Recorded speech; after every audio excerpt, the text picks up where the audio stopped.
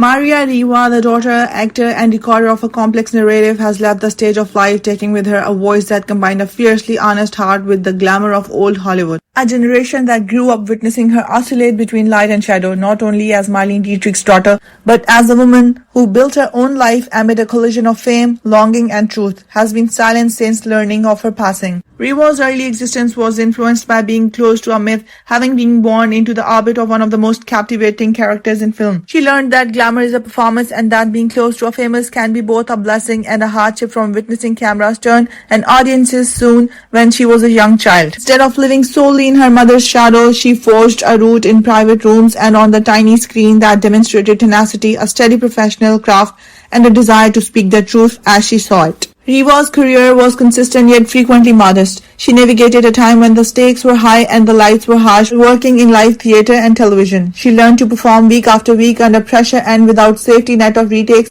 and she became a dependable presence in homes that watched for the immediacy of live drama. Later in life, she would start writing, transforming personal insights into public discourse and memories into pages. She did not sugarcoat the past in her work. Rather, it presented a clear-eyed picture of familial relationships that were both adoring and tense. Maria Riva's desire to identify complexity was what made her captivating, not her popularity by affiliation. She loved, however imperfectly at times. She refused to mythologize the human heart behind the legend while honoring skill and intelligence.